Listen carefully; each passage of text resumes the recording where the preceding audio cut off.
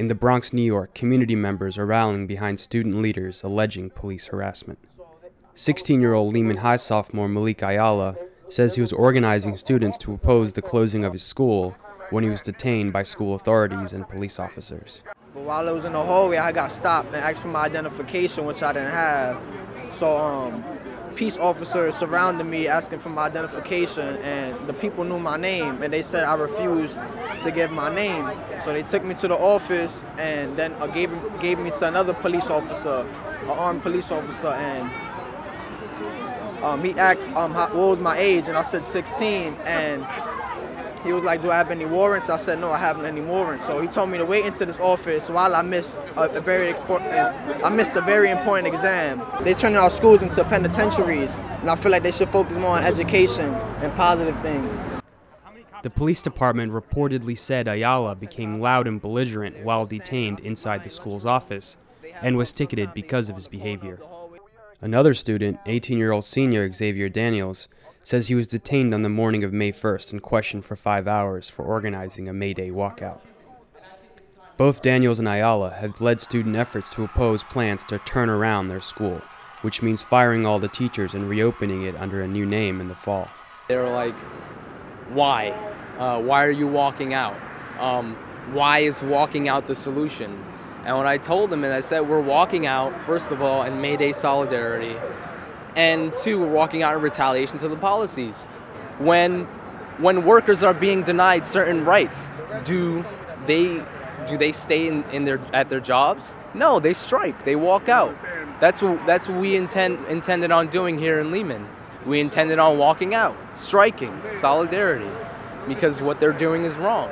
Ayala also alleged he was targeted by police 2 weeks later, this time in a subway station near his home as he filmed police stopping and detaining a passerby. I actually got another summons for disorderly conduct for recording a stop and frisk. And he asked for my phone and threatened to take away my phone if I didn't put my code in.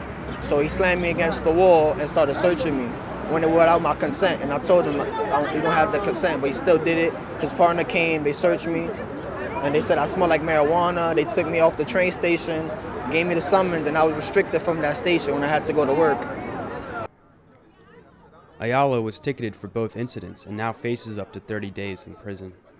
Other students and activists addressed the crowd and linked the police presence inside of schools with the overall problem of criminalization of youth of color. There are over 5,000 police officers in New York City public schools. That's equivalent to the 5th largest police force in the country. They come inside of our school, they abuse the students. Like, in school, we be learning, we be doing what we have to do, and they be attacking kids. They're supposed to be protecting us, and they're going against us. They're hitting us and grabbing us and stuff. Like, you can't look at an officer wrong in the school and then you get somebody's gonna say something to you, you get slammed into a wall. Police is gangs. They're the biggest, most organized gang in New York City. And they want to criminalize us for stepping up for what's right. They want to criminalize this young brother for doing what's right. I'm here to tell you that if we don't organize, if you young people don't organize yourselves and stand up for what's yours, take a look at that building. I did 4 years in the maximum prison that looked just like that building. You know, the case of Malik being harassed at school is not a unique case. It's just an example of something that's systemic.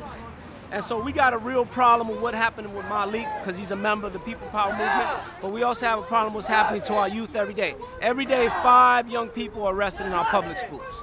And they're giving out more and more summonses, right? And about 63% of all summonses are for disorderly conduct, which means it could be anything. Police told you to walk on the right, you walked on the left, you get a summons.